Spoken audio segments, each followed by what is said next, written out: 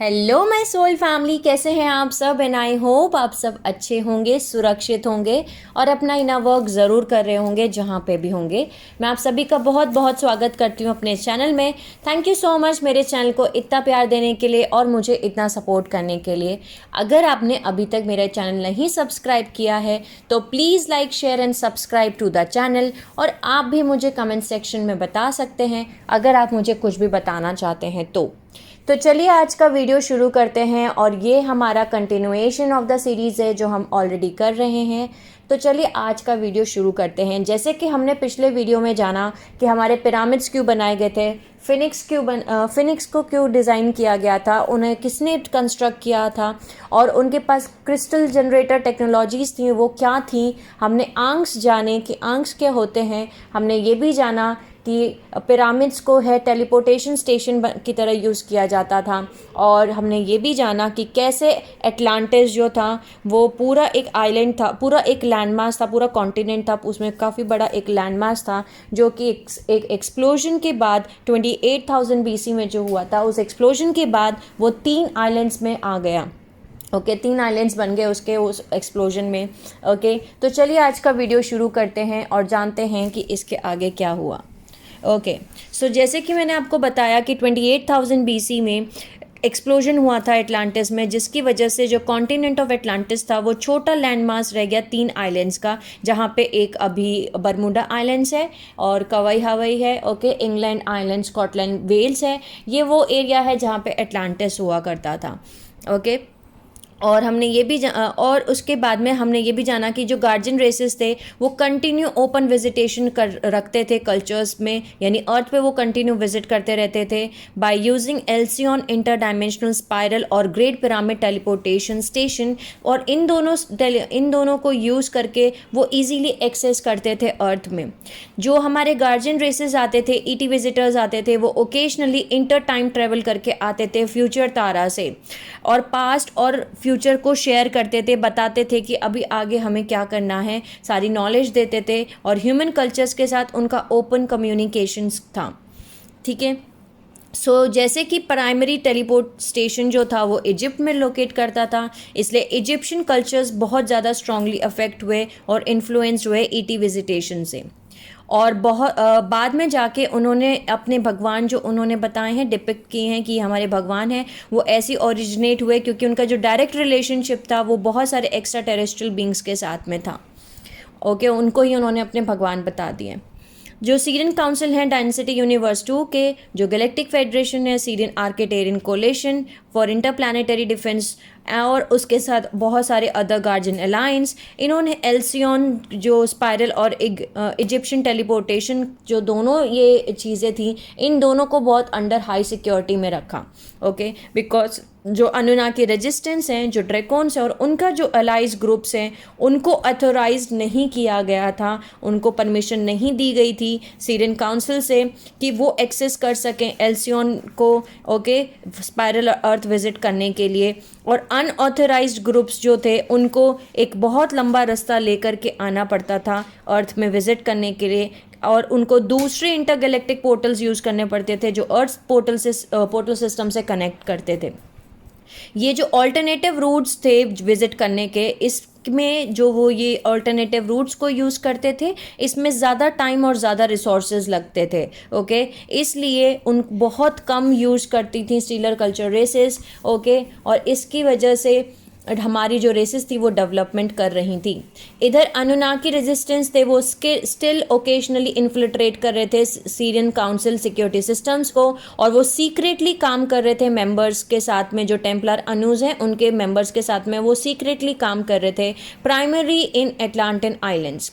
उनका जो होल्ड था, उनका जो बेसिकली इन्फ्लुएंस था वो एटलांटिन कल्चर में था।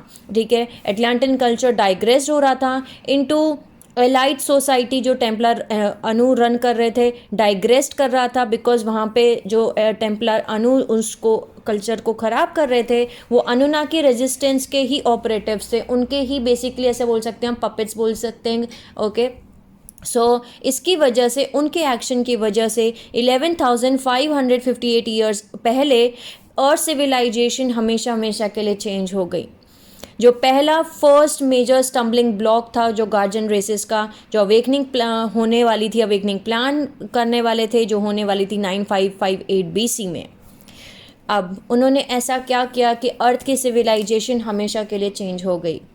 अब वो जानते हैं। जो टेम्पलर अनु हैं उनको मोटिवेट कर रहे थे अनुनाकी रेजिस्टेंस ग्रुप, और उन्होंने एक वापस से प्लान बनाया कि चलो कंट्रोल करते हैं ग्रेट पिरामिड टेलीपोर्टेशन सिस्टम को, यानी कि जो ग्रेट पिरामिड्स हैं उनको हम अपने अंडर में ले लेते हैं, उनके ऊपर हम कब्जा कर लेते हैं। सो जो रेजिस्टेंस जो है ग्रुप हैं उनको फ्री एक्सेस हो जाएगा कि वो भी एल्सियन पैलेडिस, जो एल्सियन का उन्होंने टेलीपोर्टेशन जहाँ पे अलाइनमेंट कर रखा है, ठीक है, वो उसको एक्सेस कर सकते हैं, बिकॉज उनको परमिशन नहीं थी वहाँ पे आने के लिए। ओके, वो एल्सियन स्पाइरल को नहीं यूज़ कर सकते थे, तो उन्हें वो एक्सेस चाहिए था।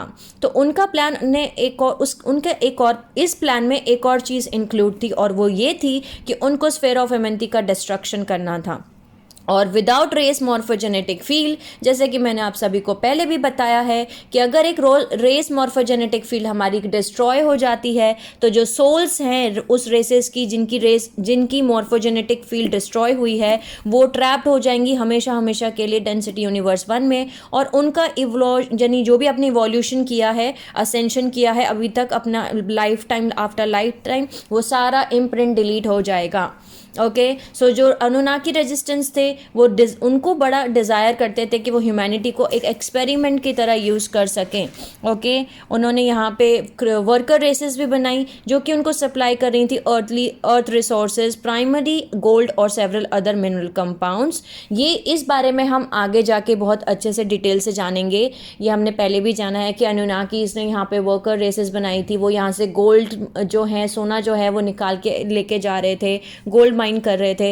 ये सब कुछ हम अटलांटिन कॉन्स्पिरेसी में जानेंगे इन वीडियोस के बाद में, जब हमारी थर्ड सीडिंग कंप्लीट हो जाएगी। ऑलमोस्ट जो कुछ हमें हिस्ट्री जाननी है थर्ड सीडिंग की, उसके बाद मैं अटलांटिन कॉन्स्पिरेसी वाला पार्ट स्टार्ट करूंगी। उसमें मैं आपको बताऊंगी स्टेप बाय स्टेप कि कौन सी कॉन्स्पिरेसी, कौन सा प्लान उन्होंने अप्लाई किया, उसके बाद उन्होंने कौन सा इवेंट किया, उसके बाद उन्होंने कौन सा इवेंट किया। वहाँ आपको एक्चुअली समझ में आएगा कि वो गोल्ड माइन क्यों कर रहे थे।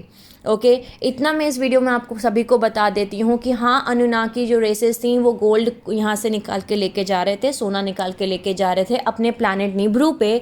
पर वो इसलिए निकाल के नहीं लेके जा रहे थे बिकॉज सोना एक बड़ी कीमती चीज़ है, बड़ी प्रीशियस चीज़ है। ओके, वो इसलिए निकाल के लेके जा रहे थे क्योंकि उनके एटमॉस्फेयर पे जब हमारा 1000 ईयर वॉर चल रहा था, उनका एटमॉस्फेयर जो है वहाँ पे रेडिएशन होना शुरू हो गए थे, पॉइजनिंग होनी शुरू हो गई थी, उनके एटमॉस्फेयर में पॉइजन फैलना शुरू हो गया था, और उनका जो प्लैनेट है वहाँ पे उनकी इमॉर्टल बॉडी है। ओके, उस पॉइजन फैलने की वजह से वो इमॉर्टल बॉडी उनकी ख़राब हो रही थी। उसकी वजह से, उस पॉइजन को रोकने की वजह से उन्हें वो गोल्ड चाहिए था, क्योंकि वो उस गोल्ड को यूज़ करके आयोनाइज प्रोसेस से वो उन्होंने एक गोल्ड वाइट पाउडर बनाया था जिसको वो एटमॉस्फेयर पे फेंक रहे थे अपने प्लैनेट पे, और उस एटमॉस्फेयर में फेंकने की वजह से वो अपना जो इमॉर्टल बॉडी है उसको वो बचा पा रहे थे, इसलिए उनको गोल्ड चाहिए था। ये गोल्ड रेट जो हमारे प्लैनेट अर्थ पे भी इतना इंक्रीज हो रहा है, उसका रीज़न यही है बिकॉज गोल्ड एक ऐसा कंपाउंड बोल सकते हो, एक ऐसा मेटल है जिसको जो कि बहुत ही इजीली एनर्जी को स्टोर करके रख सकता है। जैसे कि क्रिस्टल्स एनर्जी स्टोर कर सकते हैं, ऐसे ही गोल्ड जो है एक एनर्जी स्टोर करने के लिए बहुत अच्छा मेटल है। ओके, सो अनुनाकी ग्रुप जो हैं यहाँ के भी, वो गोल्ड के रेट जानबूझ के इतने हाई करके रखते हैं ताकि जो नॉर्मल ह्यूमन सोल्स हैं वो नहीं खरीद पाएँ, ताकि ज़्यादा से ज़्यादा गोल्ड जो है वो अपने पास रख सकें। ओके, सो इन सब बारे में हम आगे जानेंगे डिटेल से, फ़िलहाल हम इस वीडियो में इतना ही जानते हैं। ओके, सो बेसिकली उन्होंने आंग टूल्स को यूज़ करके गोल्ड, सो बेसिकली आंग टूल्स जो थे अनु मल्चिसडिक्स के पास में थे, जो इनर अर्थ में थे। जैसे कि मैंने आपको बताया, इस पूरे कैटलिज्म के बाद एंग टूल्स जो थे वो इनर अर्थ में भेज दिए गए थे। ओके, सो अनु मल्चिसडिक्स जो थे इनर अर्थ के अंदर, उनके पास आंग टूल्स रख दिए गए थे। जो टेम्पलर अनु थे उन्होंने जो आंग टूल्स थे वो चोरी कर लिए अनु मेल्चिसडिक से, ओके, और उन्होंने कोशिश की डायरेक्ट करना, यानी अल्ट्रा हाई फ्रिक्वेंसी जो कि फिफ्थ डायमेंशनल एनर्जीज है, जो कि एनर्जी को स्टोर करके रखा जाता था आंग टूल्स में। उन्होंने क्या करना शुरू किया, उन्होंने आंग्स का यूज़ करके फिफ्थ डायमेंशनल एनर्जी को डायरेक्ट करना शुरू किया। और जहाँ यहाँ पे एटलांटिक आइलैंड्स पे अभी भी जो ग्रेट क्रिस्टल जनरेटर्स थे वो अभी भी काम कर रहे थे। उन्होंने क्या किया, उन्होंने अल्ट्रा हाई फ्रीक्वेंसी जो थी यानी फिफ्थ डायमेंशनल एनर्जी थी वो अर्थ के एनर्जेटिक ग्रिड से भेजी ark of the covenant portal bridge के अंदर। उनका इंटेंशन था कि वो ये हाई पावर इलेक्ट्रोमैग्नेटिक पल्स भेजेंगे through ark of the covenant और into the sphere of Amenti, जो कि स्फेयर ऑफ एमेंथी और ark of the covenant, sphere of Amenti जो है वो स्टोर है एंड्रोमेडा गैलेक्सी के प्लैनेटरी कोर में, ओके। लेकिन उनका जो कैलकुलेशन था वो इंडिकेट कर रहा था, उन्होंने कैलकुलेशन किया बेसिकली कि अगर वो यहाँ से, ओके, एक प्रेसाइज इलेक्ट्रोमैग्नेटिक पल्स को भेजते हैं आर्क ऑफ द कवर्नेंट में, अगर वो इस चीज़ को भेजते हैं तो स्फेयर ऑफ एमेंथी वहाँ से आइसोलेट हो जाएगा, अलग हो जाएगा, और वो टारगेट कर सकते हैं उसको डिस्ट्रक्शन को। उसके बाद जो ब्लू फ्लेम है, जो मॉर्फोजेनेटिक फील्ड है प्लैनेट तारा की, वो रिलीज हो जाएगी और वो वापस आ जाएगी, रिटर्न आ जाएगी आर्क ऑफ द कवर्नेंट से, जो कि वो यूज़ करेंगे सोर्स ऑफ पावर। और जो ब्लू फ्लेम स्टाफ ऑफ एमेंथी उनके कंट्रोल में होगी तो अनुनाकी रेजिस्टेंस ग्रुप जो हैं वो इजीली ऑर्केस्ट्रेट कर सकते हैं, अर्थ का टेक ओवर वो कर सकते हैं, अर्थ को वो अपने अंडर कंट्रोल में ले सकते हैं।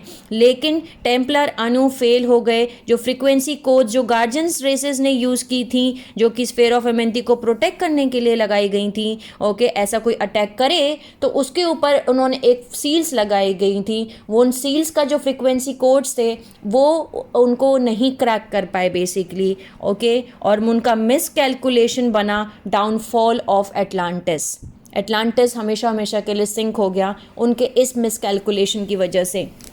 एक चीज़ आप सभी को ये समझनी है कि जैसे कि ये जो गार्जियन रेसेस हैं, चाहे उन्होंने स्फेयर ऑफ एमेंथी बनाया हो, आर्क ऑफ द कवर्नेंट बनाया हो, हमारे स्टार गेट्स बनाए हो, हमारे पोर्टल्स बनाए हो, हमारे इनर अर्थ के स्टार गेट्स बनाए हो, इन्होंने इनके डिज़ाइन और कंस्ट्रक्शन इतना आसान नहीं रखे हैं कि कोई भी इनको आकर के ओपन करके चला जाए, ओके।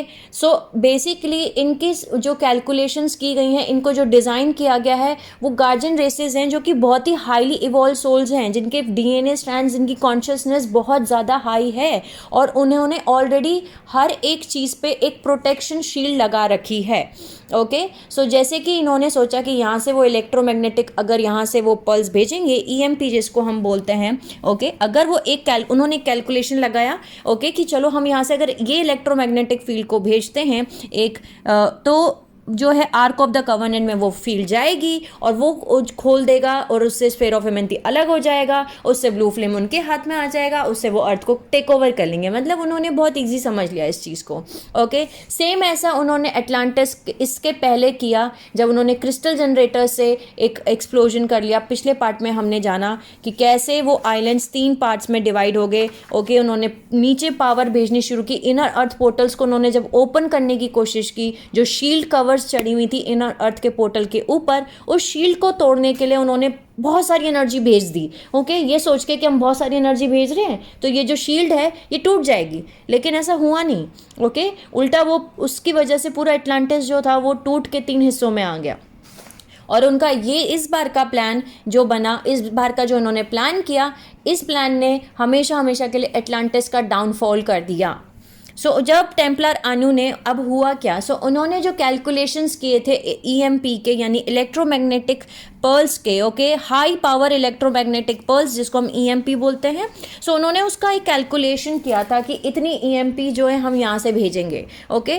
टेम्पलर अनु ने जब वो डिस्ट्रॉयर बीम ईएम यानी इलेक्ट्रोमैग्नेटिक पल्स को यहाँ से भेजा through ark of the covenant, जो ईएमपी पल्स थी उसने इंटरसेप्ट किया स्फीयर ऑफ एमेंथी में, जो कि उसकी सिक्योरिटी सील लगी हुई है, वहाँ पे जाके वो ईएमपी पल्स लगी, ओके। जो सिक्योरिटी सील्स थी उसने अलाउ नहीं किया ईएम पल्स को, ओके, इलेक्ट्रोमैग्नेटिक पल्स को, कि वो ट्रेवल कर सके एमेंथी, ओके, स्फीयर ऑफ एमेंथी में, बल्कि उसकी जगह पे एक double overtone frequency pattern ready हुई और वो वापस से भेजी गई ईएम पल्स में इनटू स्टेट ऑफ फिजन। ये यानी कि यहाँ से उन्होंने ईएम पल्स भेजी यानी इलेक्ट्रोमैग्नेटिक पल्स भेजी। वो पल्स जब वहाँ पे पहुँची सो उसने वो जो कैलकुलेशन था उनका रॉन्ग था, सो वो शील्ड को नहीं तोड़ पाए। ओके, उन्होंने जो सिक्योरिटी सील लगाई गई थी वो सिक्योरिटी सील नहीं टूटी। उसकी बजाय में उसकी जगह पे गार्जियन रेसेस ने ऐसा किया था कि अगर कोई उस पर अटैक करना भी चाहेगा, अगर कोई अपनी इलेक्ट्रोमैग्नेटिक फील्ड को पल्स को भेजेगा भी, इसको ओपन करने की कोशिश भी करेगा, और वो फ्रीक्वेंसी कोड्स वो नहीं हैं जो गार्जियन रेसेस ने रखे हैं, तो वो फ्रीक्वेंसी कोड्स नहीं है अगर, तो वो इलेक्ट्रिक मैग्नेटिक पल्सेस वो वापस से आएंगी डबल स्पीड में, डबल फ्रीक्वेंसी में, डबल एनर्जी के साथ में। ओके, सो वो जो इन ईएम पल्सेस जो उन्होंने यहाँ से भेजी थी, ओके, वो एंटर हुई, इंटरसेप्ट हुई स्फीयर ऑफ एमेंथी में, लेकिन उसकी सिक्योरिटी सील को उन्होंने नहीं खोल पाए, उसके अंदर वो इलेक्ट्रोमैग्नेटिक पल्स नहीं जा पाई, जिसकी वजह से डबल ओवरटोन फ्रीक्वेंसी पैटर्न बना, जिसने इलेक्ट्रोमैग्नेटिक पल्स को एक स्टेट ऑफ फिजन में बना दिया। ये एक्सप्लोडिंग एनर्जी फोकस हुई एंड्रोमेडा गैलेक्सी में, जो कि क्विकली रिफ्रैक्ट हुई सिक्योरिटी सील पे, स्फीयर ऑफ एमेंथी पे, रेप्लिकेशन हुआ इसका और इंटेंसिफाइड हो गई, बढ़ गई, और उसके बाद वापस से प्रोजेक्ट बैक हुई जहां पे से ये आई थी आर्क ऑफ द कवनेंट में, और वहां से ये पहले वहां से डिसएमेंटेड हो करके अर्थ के ग्रिड में आई, फिर वापस से रिफोकस हो करके ये वहीं पहुंची जहां से ये आई थी, ओरिजिनल पॉइंट ऑफ ओरिजिन पे। यानी कहां से वो शुरू हुई थी, एटलांटिस से उनको भेजा गया था, एटलांटिस के जो क्रिस्टल जनरेटर्स थे वहां से उनको भेजा गया था। सो ये वापस से फ्रीक्वेंसीज घूम फिर के उनके पास ही आ गई।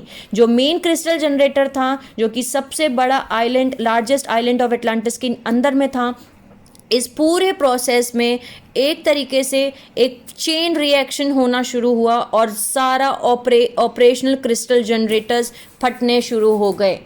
ओके, एक एक करके जो सीरियन काउंसिल्स थे उनको उन्हें पता लगा इस प्लान का, लेकिन बहुत देर हो चुकी थी। जब तक वो ये सब कुछ हो चुका था उन्हें लेट पता चला कि ऐसा कुछ इन्होंने प्लान किया है और उन्होंने ये ऑलरेडी कर दिया है। सो वो नहीं प्रिवेंट कर सके इस कैटलिज्म को होने से, वो नहीं रोक पाए इस इवेंट को होने से, पर वो रेस्क्यू कर पाए थे बहुत सारे जो ग्रुप्स थे सीरियन काउंसिल लॉयलिस्ट के अटलांटिक आइलैंड के अंदर, उन्होंने ट्रांसपोर्ट कर दिया था इंटरडायमेंशनल क्राफ्ट में इजिप्ट में। ओके, सो फ्लीट्स रैपिडली आने लगे अर्थ में, बहुत यानी कुछ घंटे पहले ही, उस एक्सप्लोजन के कुछ घंटे पहले ही उन्हें पता चला कि ऐसा कुछ होने वाला है। तब उन्होंने तुरंत अपनी कल्चर्स में वार्निंग दी और सभी के सभी अंडरग्राउंड चले गए इनर अर्थ कल्चर्स के अंदर, इनर अर्थ सिविलाइजेशन के अंदर, जहाँ उन्हें घर मिला, रिफ्यूजी थे बेसिकली वो।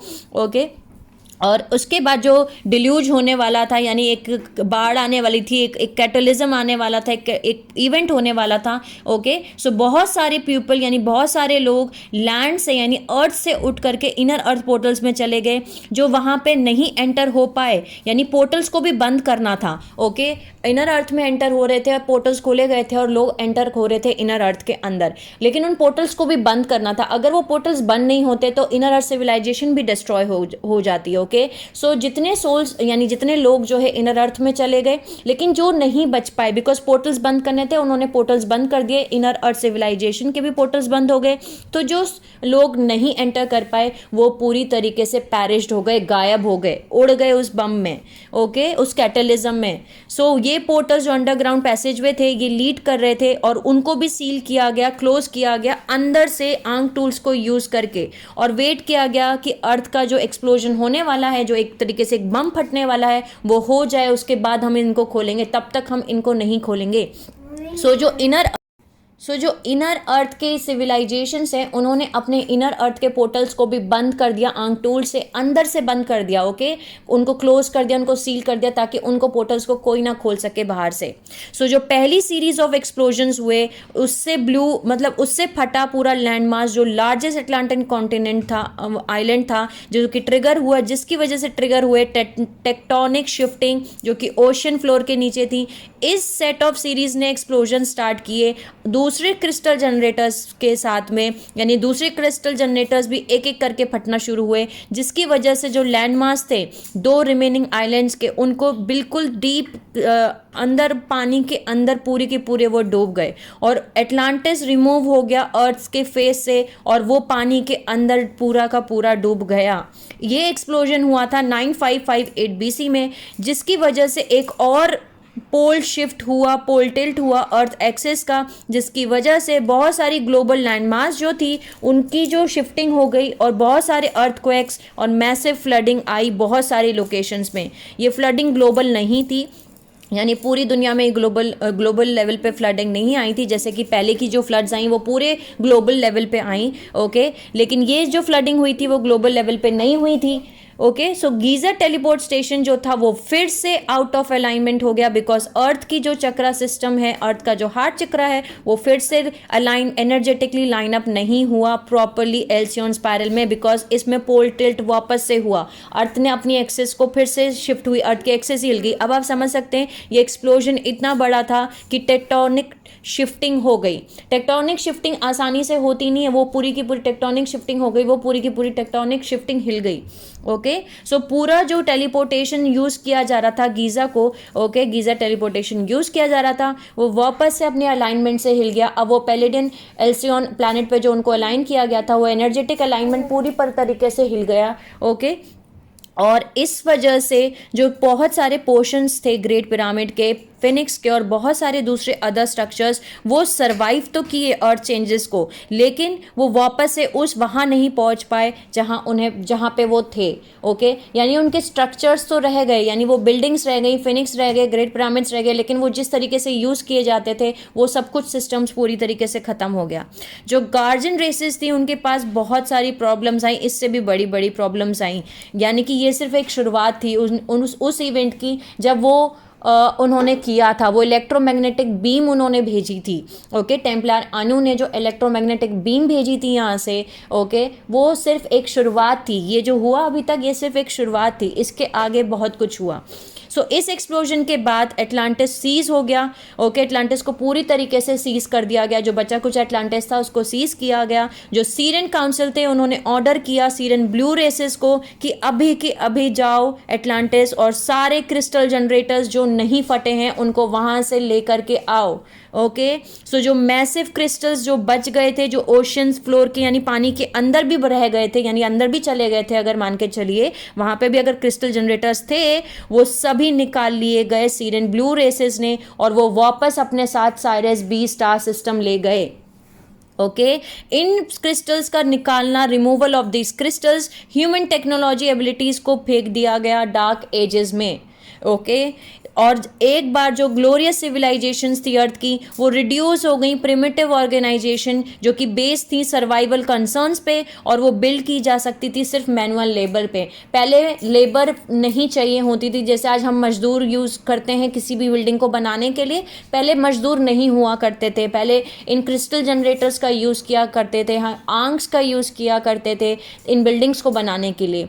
लेकिन इतनी बड़ी चीज़ इन्होंने कर दी थी इस इवेंट के बाद सीरियन काउंसिल ने ऑर्डर दिया सीरियन ब्लू रेसेस को कि अभी के अभी जितने भी क्रिस्टल जनरेटर रेस बचे भी हैं, ओके, वो सभी के सभी वापस लेकर के जाओ, इस टेक्नोलॉजी को यहाँ से हटाओ, बिकॉज अर्थ पे इस समय वो उस लेवल ऑफ मैच्योरिटी पे नहीं है जहाँ ये टेक्नोलॉजी वो हैंडल कर सकें, ओके।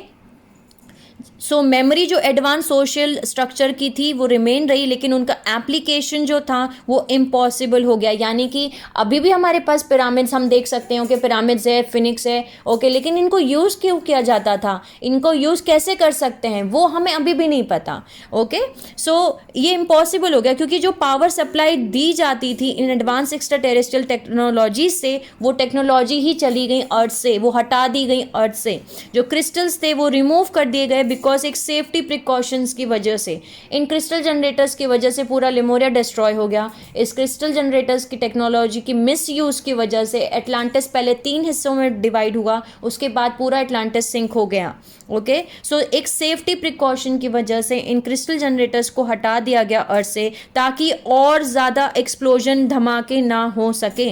और बाद में ये डिसाइड किया गया कि ये टेक्नोलॉजीज अर्थ पे अभी नहीं आएंगी, तब तक नहीं आएंगी जब तक जो ह्यूमन रेसेस हैं वो उस लेवल ऑफ मैच्योरिटी पे नहीं पहुंच जाती जहाँ पे ये प्रॉपर यूज़ करें इन टेक्नोलॉजीज़ का, इन एनर्जीज़ का मिसयूज़ ना करें। जब उनको आ जाएगा इन टेक्नोलॉजीज़ का प्रॉपर यूज़ करना, तब हम इन टेक्नोलॉजीज़ को वापस से अर्थ पे ले जाएंगे, लेकिन तब तक ये टेक्नोलॉजीज़ नहीं आएंगी अर्थ पे, ओके लेकिन ये सिर्फ शुरुआत थी उन प्रॉब्लम्स की जो ह्यूमैनिटी फेस करने वाली थी as a result of Atlantis sinking, यानी एटलांटिस की डूबने की, जो एटलांटिस डूबा उसकी सिर्फ एक ये शुरुआत थी। ओके जैसे मैंने आपको बताया ये सिर्फ एक बिगिनिंग्स हैं जो हम अभी देख रहे हैं। इस इवेंट ने अर्थ हिस्ट्री, अर्थ को जो एनवायरनमेंट है उसको कम्प्लीटली चेंज कर दिया। ओके सो इस डिल्यूज के following the deluge Syrian council ने फर्दर सिक्योरिटी सील्स लगा दिए आर्क ऑफ द कवर्नेंट में, यानी आर्क ऑफ द कवर्नेंट पे और सिक्योरिटी सील्स लगाए गए जिसकी वजह से अब पर एनर्जी वहाँ से ड्रॉ नहीं की जा सकती जैसे वो पहले आर्क ऑफ द कवर्नेंट से एनर्जी ड्रॉ कर सकते थे। ओके एंग्स टूल को यूज़ करके अब वो एनर्जी को ड्रॉ नहीं कर सकते थे, पुल नहीं कर सकते थे, निकाल नहीं सकते थे, वो फिफ्थ डायमेंशनल एनर्जी को नहीं निकाल सकते थे क्योंकि उन्होंने वहाँ पे सील्स लगा दिए और एक्स्ट्रा सील लगाए। ओके ब्लू फ्लेम पे, ताकि वो ऑब्जेक्ट्स को चार्ज ना कर सकें फिफ्थ डायमेंशनल एनर्जी से। दो ऑब्जेक्ट्स जो थे वो चार्ज किए गए थे इस सीलिंग होने के पहले। ओके सो इजिप्शियन कल्चर्स के पास में टूल्स थे जिसकी वजह से वो इनर अर्थ पोर्टल्स को ओपन कर सकते थे।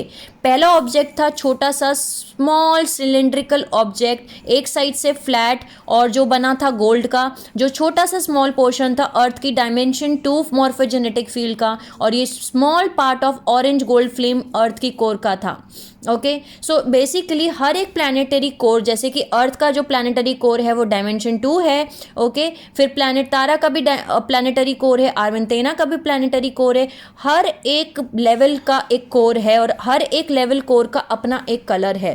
ओके सो जैसे कि ऑरेंज गोल्ड फ्लेम जो है ये एक अर्थ का डायमेंशन 2 जो है वहाँ की कोर का कलर है। सो हर एक डेंसिटी जो है वो कंपोज होती है 3 डायमेंशन से, जैसे मैंने आपको बताया है पहले भी। डेंसिटी यूनिवर्स जो होती हैं, एक डेंसिटी यूनिवर्स में 3 डायमेंशंस हैं। सो ये जो फ्रीक्वेंसी पैटर्न है वो 3 डायमेंशंस की कॉम्बिनेशंस हैं। ओके सो जैसे कि मैंने आपको बताया ऑरेंज गोल्ड फ्लेम, ओके ये है डायमेंशन 1 2 3 का कॉम्बिनेशन। ओके फिर ऐसे ही प्लैनेट अर्थ का है ऑरेंज गोल्ड फ्लेम। ओके फिर प्लैनेट तारा का है ब्लू ग्रीन फ्लेम, फिर प्लैनेट गाया का है वॉलेट पेल ग्रीन फ्लेम, फिर मेटागैलेक्टिक कोर का है वाइट गोल्ड फ्लेम। सो ये सारे बेसिकली फ्रीक्वेंसीज पैटर्न्स हैं। ओके सो जैसे कि मैंने आपको बताया कि ये ऑरेंज गोल्ड फ्लेम जो अर्थ कोर का था, ओके इस ऑब्जेक्ट को, ये ऑब्जेक्ट बना रॉड। ओके जो दूसरा ऑब्जेक्ट था यानी ये जो ऑरेंज गोल्ड फ्लेम था इसको बोला गया रॉड, जिसमें कि अर्थ की डायमेंशन 2 की मॉर्फोजेनेटिक फील्ड की एक छोटा सा हिस्सा था, एनर्जी थी। जो दूसरा ऑब्जेक्ट था वो भी गोल्ड से बना था, सोने से बना था, और वो था स्टाफ जो कि 3 इंच लंबा था, जिसमें बहुत सारे क्रिस्टलाइन स्टोन्स लगे हुए थे, जिसमें एक minute portion of blue flame morphogenetic field थी। यानी कि ये ऑब्जेक्ट को बोला गया स्टाफ। ओके यानी staff of Amenti, staff of God जो बाइबल में बोला गया है। स्टाफ कंपोज करता है basically frequency patterns of dimension 4 5 and 6। Okay यानी रॉड के अंदर डायमेंशन 1 2 और 3 की एनर्जी है और स्टाफ के अंदर डायमेंशन 4 5 6 की एनर्जी है।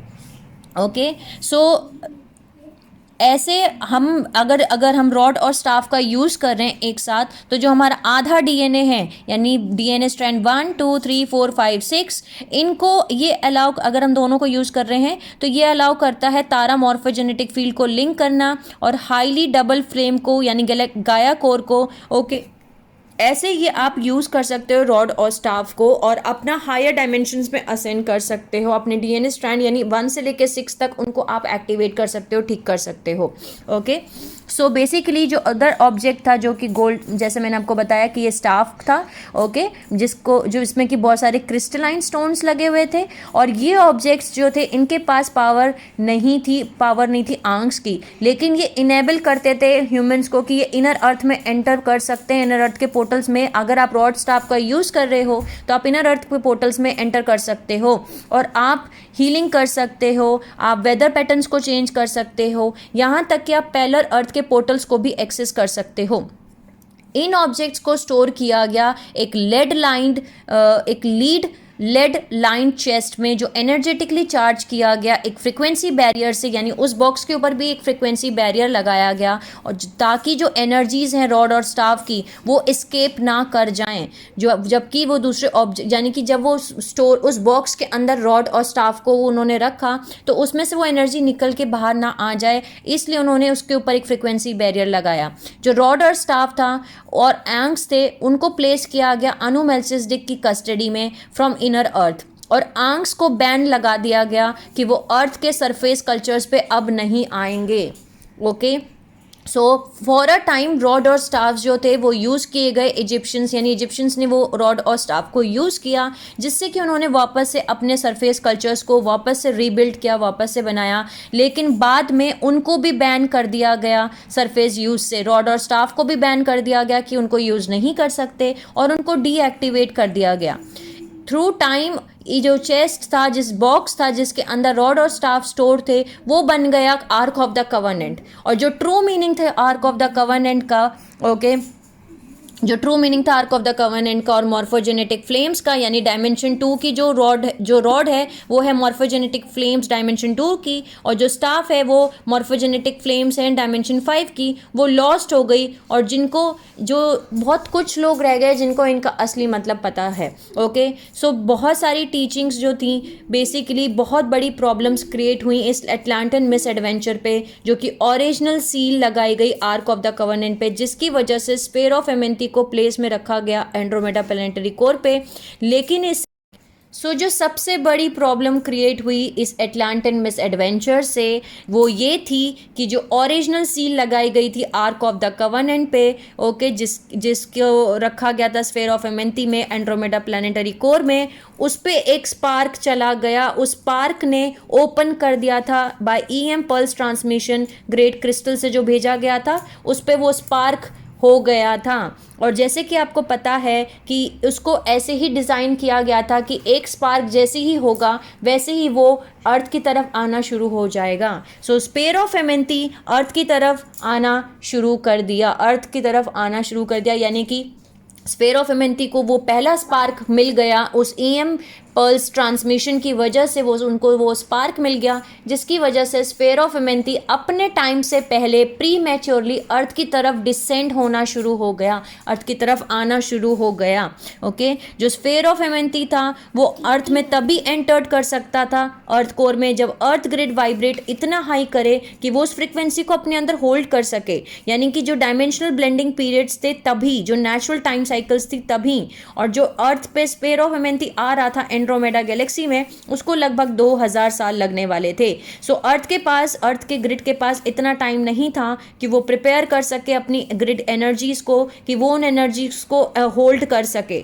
और यहाँ पे जो टाइमिंग थी एंट्री की वो कंप्लीटली आउट ऑफ सिंक्रोनाइजेशन थी with earth natural time cycles. जैसे कि मैंने आपको पहले बताया था कि इसकी जब कंस्ट्रक्शन की गई थी, इसका जब डिज़ाइन किया गया था, तो गार्जियन रेसेस ने उनको टाइम साइकिल्स जो थी नेचुरल टाइम साइकिल्स उनके हिसाब से डिज़ाइन किया गया था। ओके, सो जब रिलीज हो गया arc of the covenant portal bridge 9558 BC में, सो स्फेयर ऑफ एमेंथी जो था वो इंटरसेप्ट कर सकता था, अर्थ में आ सकता था कभी भी 7558 BC में। ये सिर्फ मतलब टाइम से पहले ही नहीं आ रहा था, बल्कि डायमेंशनल टाइम पीरियड से भी पहले आ रहा था। तब डायमेंशनल टाइम पीरियड भी नहीं हुआ था, और ये पहले ही आ रहा था, जो कि 6835 BC में आने वाला था। ओके, टाइम उससे पहले ही वो आ रहा था। सो स्फेयर ऑफ एमेंथी जो था वो अटेम्प्ट कर रहा था अर्थ की थर्ड डायमेंशनल बॉडी में एंटर करना, उस टाइम पीरियड में जब अर्थ की फोर्थ डायमेंशनल वोर्टेक्स ओपन भी नहीं हुए थे। यानी जो अर्थ का फोर्थ डायमेंशनल वोर्टेक्स का मतलब है कि फोर्थ चक्र ओपन भी नहीं हुआ था, तभी वो आ रहा था। और स्फेयर ऑफ एमेंथी अगर इस केस में अगर आता है तो पूरा एक्सप्लोड हो जाएगा नेचुरल फ्रिक्वेंसी बैरियर्स में, जिसको कि सेपरेट करता है थर्ड और फोर्थ डायमेंशन को। सो एस्ट्रल एक्सप्लोजन हो जाएगा। उसकी वजह से अर्थ का जो फोर्थ वोर्टेक्स है, यानी फोर्थ चक्र है, यानी हार्ट चक्र है, वो कोलैप्स हो जाएगा, जिसकी वजह से सिस्टमैटिकली वापस से एक एनर्जी बिल्टअप होगी, जो कि बाकी के रिमेनिंग वोर्टेक्सेस हैं, रिमेनिंग चक्रास हैं, और अर्थ की ग्रिड है वो पूरी की पूरी फट जाएगी, एक्सप्लोड हो जाएगी। सो अगर स्फेयर ऑफ एमेंथी पास करता भी है एस्ट्रल प्लेन पे into frequency bands of the third dimension in 7558 BC, अर्थ जो है स्पेस डस्ट बन जाएगा, यानी पूरी तरीके से राख। सो अब आप समझ सकते होंगे कि कितनी सारी चीज़ें इन्होंने कर दी थी, यानी कि स्फेयर ऑफ एमेंथी अपने टाइम से पहले ही वापस आ रहा था, ओके। और अगर वो वापस एंटर हो भी जाता है तो इतनी बड़ी दिक्कतें थी बिकॉज अर्थ की जो फोर्थ चक्रा था, यानी अर्थ का जो हार्ट चक्रा था, वोटेक्स था, फोर्थ वोटेक्स था, वो ही ओपन नहीं था। अर्थ की ग्रिड स्टेबलाइज नहीं थी कि वो उस पावर को, उस एनर्जी को होल्ड कर सके। और उस केस में अगर वो एंटर करता भी है तो जो सारी वोटेक्सेस हैं, रिमेनिंग वोटेक्स हैं, एस्ट्रल डायमेंशन है, सब कुछ फट जाएगा और अर्थ स्पेस डस्ट बन जाएगा, यानी राख बन जाएगा, ओके, पूरा का पूरा अर्थ प्लैनेट। सो इस पेंडिंग अर्थ कैटलिज्म को देखते हुए उनको उस अर्थ के कैटलिज्म को रोकने के लिए, इस इवेंट को रोकने के लिए कि अर्थ स्पेस डस्ट ना बन जाए, इस इवेंट को रोकने के लिए रॉ कॉन्फिडेंसी ने, पैलेडोरियंस ने, सीरियन काउंसिल्स ने, एलोहिम ने और बहुत सारे अर्थ गार्जियन ग्रुप्स ने एक प्लान बनाया, एक प्लान रेडी किया, जिसकी वजह से अर्थ जो है इस प्री मैच्योर डिवाइस से बच गया, ओके। ये प्लान को इफेक्ट रखा गया, स्टार्ट किया गया, अप्लाई किया गया 9540 BC में। सो इस पूरे प्लान में एलोहिम को कमीशन किया गया कि आप जा कर के अर्थ की डायमेंशन 2 की जो मॉर्फोजेनेटिक फील्ड है उसको ऑल्टर कीजिए, और उसको ऐसे ऑल्टर कीजिए कि वो एक नेचुरल फ्रिक्वेंसी फेंस क्रिएट करे। फ्रिक्वेंसी फेंस का मतलब है एक एनर्जेटिक बैरियर, ओके। सो आप उसकी मॉर्फोजेनेटिक फील्ड को इस तरीके से ऑल्टर कीजिए, ओके, कि वो एक नेचुरल फ्रिक्वेंसी फेंस क्रिएट करे, एक एनर्जेटिक बैरियर बनाए अर्थ की पूरे सराउंडिंग में, थ्रू विच जिसकी वजह से स्फेयर ऑफ एमेंथी उस एनर्जेटिक बैरियर में पास ना हो पाए। सर्टेन फ्रीक्वेंसी पैटर्न जो थे वो अर्थ की मॉर्फोजेनेटिक फील्ड से निकाल दिए गए, जो कि थे फोर्थ डायमेंशनल फ्रीक्वेंसीज, ताकि जो कि जिसकी वजह से फोर्थ डायमेंशनल फ्रीक्वेंसीज जो थी वो अर्थ में प्लग इन ना हो पाएँ, अर्थ की 3 डायमेंशनल बॉडी के अंदर वो जुड़ ना पाएँ, प्लग इन ना हो पाएँ। और उन्होंने क्या किया? उन्होंने क्या किया कि उन्होंने 7 से लेके 12 बेस टोन्स, ओके, 7 से लेके 12 बेस टोन्स और 7 से लेके 9 overtones third dimensional frequency bands के अर्थ की मॉर्फोजेनेटिक पैटर्न से ही बाहर निकाल लिए, ओके। सो जब अब उन्होंने ये सब कुछ निकाला इन फ्रीक्वेंसीज के बिना, फोर्थ डायमेंशनल फ्रीक्वेंसी बैंड्स अर्थ में कनेक्ट नहीं कर सकती जब अर्थ की थर्ड डायमेंशनल बॉडी है तब। सो स्फेयर ऑफ एमेंथी अब हॉल करेगा लोएस्ट फ्रीक्वेंसी बैंड्स में फोर्थ डायमेंशन के, और फ्रीक्वेंसी जो पाथ ऑफ फ्रीक्वेंसी है जिसकी वजह से वो डिसेंड कर सकता था थर्ड डायमेंशन में, वो रास्ता ही उन्होंने सर्वर्ट कर दिया, कट कर दिया, ओके। इससे ये हुआ कि वो एस्ट्रल प्लेन में ही रहेगा जब तक थर्ड डायमेंशनल फ्रीक्वेंसी अर्थ पे री एंटर नहीं हो जाती अर्थ की मॉर्फोजेनेटिक फील्ड में, और इन फ्रीक्वेंसीज के बिना अर्थ जो है वो अपनी उन स्पेसिफिक टोन्स में नहीं पुल कर पाएगा, उन स्पेसिफिक टोन्स को प्लानिटरी गिल्ड में, ग्रिड के अंदर। सो अर्थ हॉल्ट हो गया अपने ही टाइम ऑफ ट्रैक्स में, यानी वो फंस गया, वो उसकी जो थी वो रुक गई, ओके, यानी वो टाइम एक तरीके से अब अपने ट्रैक्स ऑफ टाइम में ही फंस गया with in the middle frequency bands of third dimensions, यानी थर्ड डायमेंशन के मिडल फ्रीक्वेंसी बैंड्स में ही उसकी जो प्रोग्रेस थी वो रुक गई। इसको करना ही उनको पड़ा बिकॉज ये प्रोटेक्टिव मेजर्स ज़रूरी थे उस टाइम पे, ताकि वो प्लैनेट एबिलिटी, ताकि वो इस जो होने वाला था, उनके कैटलिज्म होने वाला था, अर्थ स्पेस डस्ट बन जाता अगर वो ये सब कुछ ना करते तो, ओके। सो इसकी वजह से जो प्लैनेट की एबिलिटी थी, वो प्लैनेट, हमारा जो प्लैनेट है अर्थ, वो नेचुरली इवॉल्व करता डेंसिटी यूनिवर्स 1 से, लेकिन उस एबिलिटी, इस पूरे फ्रीक्वेंसी फ्रेंड्स की वजह से, इस एनर्जेटिक बैरियर को लगाने की वजह से, जो हमारी जो प्लैनेट की नेचुरल एबिलिटी थी कि वो नेचुरली इवॉल्व कर जाएगा, वो प्लैनेट वो ही रुक गई, वो स्टंट कर दिया इस पूरे फ्रीक्वेंसी फेंस ने, ओके। वो एबिलिटी खत्म हो गई कि अब प्लैनेट अपने आप नेचुरली इवॉल्व नहीं कर सकता। लेकिन गार्जियंस का जो इंटेंशन था वो यही था कि वो इस समय पे वो स्पेस डस्ट होने से रुका सकें अर्थ को।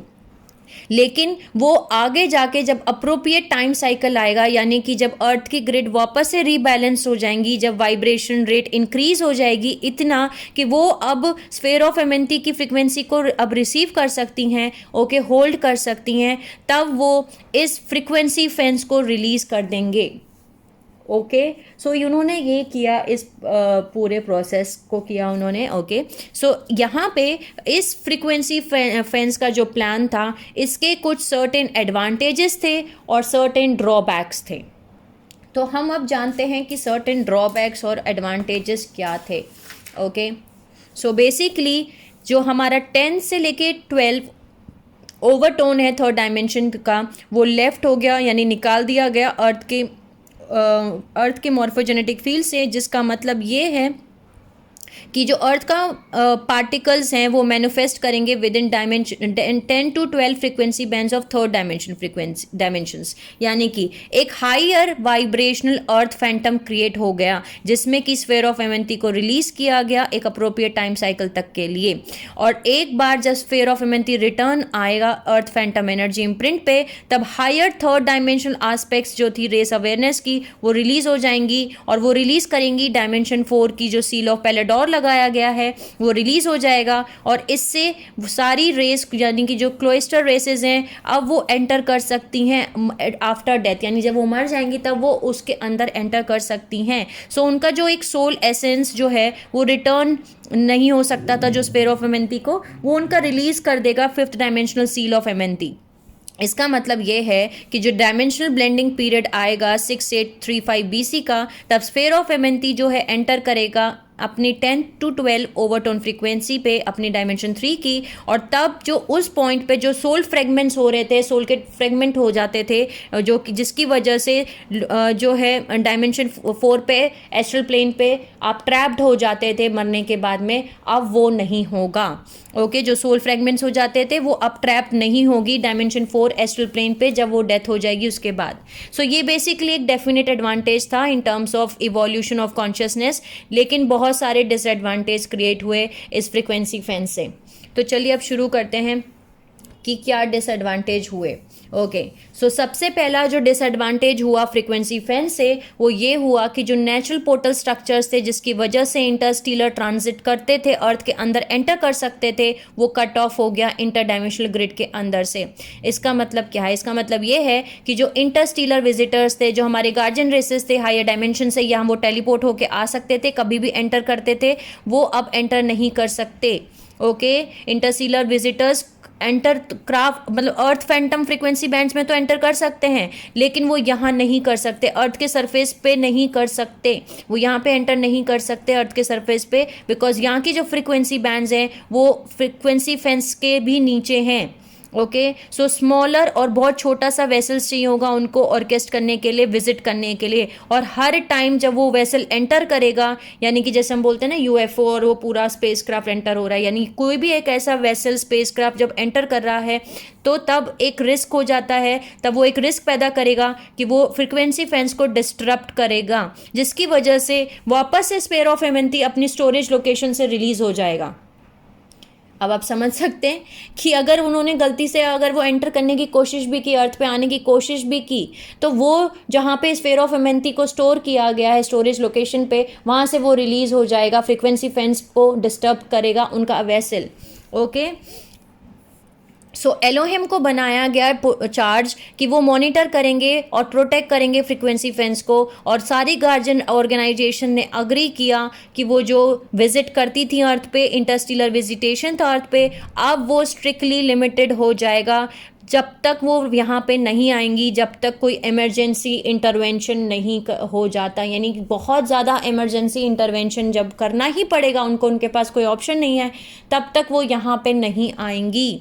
ओके गार्जियंस ने अडॉप्ट किया policy okay of non interference with earthly affairs, यानी अर्थ के अफेयर्स से नॉन इंटरफेरेंस, यानी वो इंटरफेरेंस नहीं करेंगे। उन्होंने उस पॉलिसी को एक्सेप्ट किया, अडॉप्ट किया, लेकिन उन्होंने कंटिन्यू होल्ड किया फ्रीक्वेंसी फेंस को प्लेस पे और प्रिजर्व किया इंटीग्रिटी प्लैनेट की। ये डिसाइड किया गया कि ह्यूमंस अब अपने आप अपने अफेयर्स देखेंगे, अपनी चीज़ें, अपना असेंशन, अपना सब कुछ अब खुद अपना अर्थ पे अपने आप देखेंगे। ओके और गार्जियंस ने ये गार्जियंस के जो थे बेसिकली वो उन्होंने ये बेसिकली प्लान किया कि वो इवोल्यूशन को असेंशन को वो बिहाइंड द सीन्स जो हैं वो उनको गाइड करेंगे, अर्थ पे विजिट नहीं करेंगे लेकिन बिहाइंड द सीन्स ज़रूर उनको असेंशन में हेल्प करेंगे। बिकॉज स्फीयर ऑफ एमेंथी जो है अब वो उस लोकेशन पे था जहाँ पे वो और ज़्यादा वनरेबल था रेजिस्टेंस अटैक के, यानी कि स्फीयर ऑफ एमेंथी अब एक ऐसी लोकेशन पे था जहाँ पे बहुत आसान था स्फीयर ऑफ एमेंथी को डिस्ट्रॉय करना। अनुनाकी रेजिस्टेंस ग्रुप बहुत आसानी से स्फीयर ऑफ एमेंथी को अटैक करके उसको डिस्ट्रॉय कर सकते थे, इसलिए एक्सट्रीम हाई सिक्योरिटी मेजर्स लिए गए ये इंश्योर करने के लिए कि कोई भी स्फीयर ऑफ एमेंथी को डिस्टर्ब ना करे। उस फ्रीक्वेंसी फेंस को जो उन्होंने लगाई है, जो एनर्जेटिक बैरियर उन्होंने लगाया है, उसको बिना गार्जियन अप्रूवल के कोई भी छेड़खानी ना हो, कोई भी उसको डिस्टर्ब ना करे। Okay, so in the beginning शुरुआत में जो ये फोर्टिफिकेशन था, एक डिफेंस वॉल्स बनाए गए थे फेंस के, वो इंटेंशन था उनका इस फ्रीक्वेंसी फेंस को लगाना बिकॉज सिक्योरिटी पर्पस से, लेकिन ये एक अपॉर्चुनिटी बन गया एलोहिम के लिए कि वो फेवरेटिज्म करने लगे उन ह्यूमन सोल्स की जिनके पास जेनेटिक स्ट्रेन्स थे जो मोर क्लोजली कनेक्टेड थे उनके खुद के मॉर्फोजेनेटिक इम्प्रिंट से। इसकी वजह से एक अनफेयर इवोल्यूशनरी एडवांटेज मिला कुछ ह्यूमन सोल्स को, जिसकी वजह से जैसे कि सेरिस इजिप्शियंस और जो हिब्रू क्लोइस्टर रेसेस के में से और हिब्रू क्लोइस्टर रेस जिनके स्ट्रॉन्गर जेनेटिक टाइज थे एलोहिम के साथ में, और बहुत सारी अदर रेसेस। इसका जो ओवरऑल इफेक्ट पड़ा फ्रीक्वेंसी फेंस का और सिक्योरिटी टैक्टिक्स का जो कि यूज़ की गई इसको इन्फोर्स करने के लिए, वो ये था कि हमारा जो फिज़िकल अर्थ है और जो अर्थ उसके लोग हैं यानी हम सभी हैं, हमें अंदर रख दिया गया अंडर गैलेक्टिक क्वारंटाइन।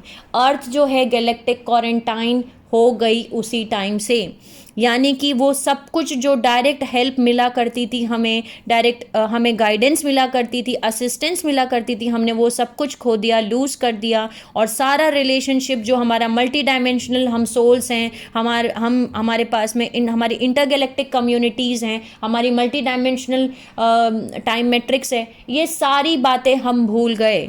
ओके, ये सब कुछ हमने खो दिया बिकॉज क्वारंटाइन इंफॉर्मेशन जो ट्रैवल करके आ भी रही थी फ्रीक्वेंसी बैंड्स के अंदर से, वो हायर डायमेंशंस को अलाउ नहीं करने दे रही थी, अर्थ की ग्रिड के अंदर ट्रांसमिट नहीं हो सकती थी, यानी कि वो इंफॉर्मेशन भी हायर फ्रीक्वेंसी की डायमेंशन की जो इंफॉर्मेशन थी वो भी नहीं भेज सकते थे। यहाँ पे अर्थ अलाउ ही नहीं कर रही थी, हायर डायमेंशन की फ्रीक्वेंसी को एंटर करने नहीं दे रही थी, और सेलुलर मेमोरी को भी वो नहीं बेच पा रहे थे, इसलिए क्योंकि वो यहाँ पे वो ट्रांसमिट नहीं करने दे रही थी अर्थ की ग्रिड और सेलुलर मेमोरी।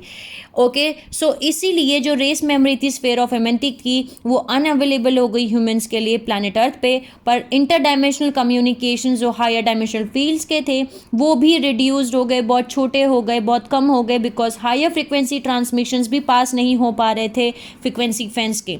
इसलिए जनरेशन टू जनरेशन रेसेस जो थी वो फ्रिक्वेंसी फेंस के अंदर पैदा होती चली गई, इवॉल्व होती चली गई, पैदा होती चली गई, इनकारनेट होती चली गई, और वो उनका जो प्रीवियस मेमोरीज थे, ओके, जो उनका जेनेटिक रिलेशनशिप है एक्स्ट्रा टेरेस्ट्रियल सिविलाइजेशंस के साथ में, मल्टी डायमेंशनल सोल्स हैं, वो हमारा मल्टी डायमेंशनल टाइम मैट्रिक्स है, ये सारी सब कुछ धीरे धीरे फेड होती चली गई, धुंधली होती चली गई, और जो एडवांसेस, जो टेक्नोलॉजिकल एडवांसेस थे जो हम यूज़ करते थे, वो सारा रिलेशनशिप सब कुछ, ये मेमोरी सब कुछ लॉस्ट हो गई उनके पास से।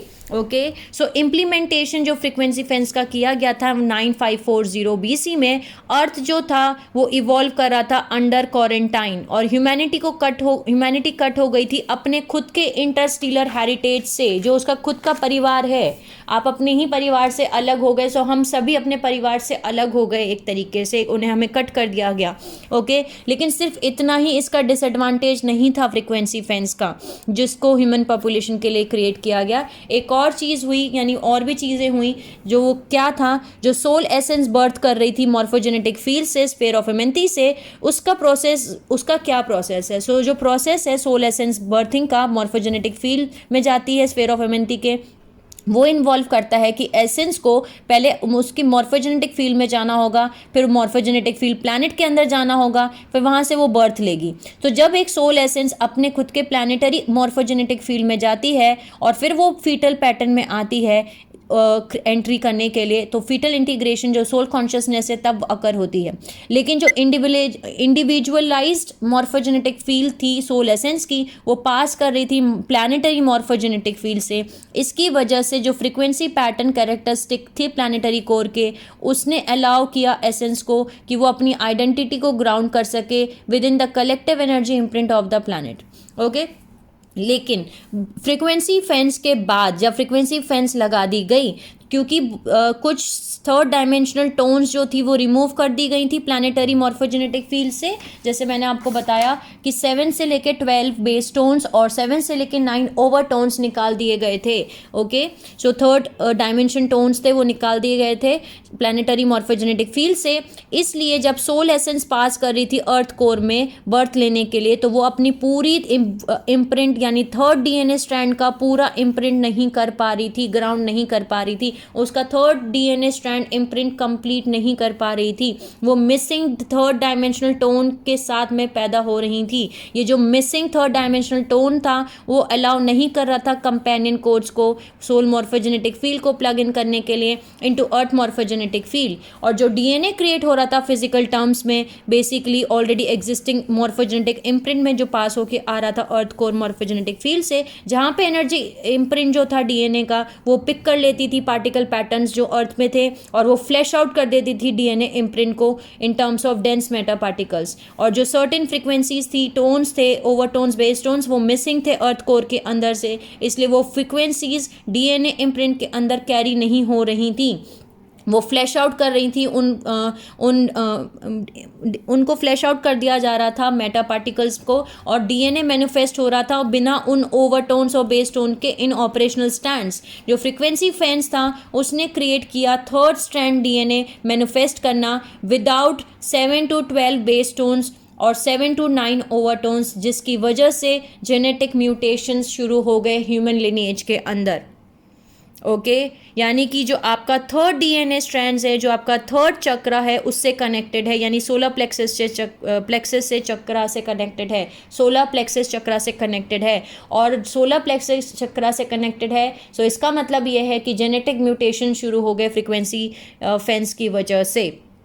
ओके, सो इसकी वजह से हमारा जो है, और अब इसकी वजह से आगे क्या हुआ वो हम जानते हैं। ओके, सो जो थर्ड डीएनए स्ट्रैंड है वो कॉरेस्पॉन्ड करता है हमारा थर्ड चक्रा से, जो हमारा सोलर प्लेक्सस चक्रा है, जो कि हमारा third level of bio energetic field है, यानी हमारी मेंटल बॉडी है। जो डीएनए म्यूटेशंस हुए उसने क्रिएट किया एक डिवीजन, यानी एक frequency link, missing frequency link बोल सकते हैं। ओके, उसके बीच में एक मिसिंग फ्रीक्वेंसी लिंक था बिकॉज बेस टोन्स और ओवरटोन्स मिसिंग थे थर्ड डीएनए स्ट्रैंड के अंदर, जिसकी वजह से मैनिफेस्ट हुआ एक गैप, एक वॉइड उन एरियाज में बायो एनर्जेटिक सिस्टम में जो कॉरेस्पॉन्ड कर रहे थे उस स्ट्रैंड के साथ में। जो 7 से लेके 12 बेस टोन्स थे, ओके, और 7 से लेके 9 ओवरटोन्स थे, यानी कि हम उनको सब फ्रीक्वेंसी भी बोल सकते हैं थर्ड डायमेंशंस की, वो ब्लॉक्ड हो गई थर्ड चक्रा की। और नाड़ी कैप्सूल, जिसको हम नडियाल कैप्सूल भी बोलते हैं, ओके, नाड़ी कैप्सूल भी बोलते हैं, वो नेचुरली सेपरेट कर रहा था थर्ड डायमेंशनल मेंटल बॉडी को फोर्थ डायमेंशनल एस्ट्रल बॉडी को, जो बायो एनर्जेटिक फील्ड की बॉडीज थी। और उसने डेवलप किया एक सेकेंड बैरियर, यानी कि एक इससे भी बड़ा लार्जर गैप बनाया बिटवीन कॉन्शियस मेंटल अवेयरनेस और एस्ट्रल लेवल ऑफ अवेयरनेस। यानी कि जो हम सोते हैं, सो हमारी कॉन्शियसनेस ट्रेवल करती है हमारी एस्ट्रल आइडेंटिटी में।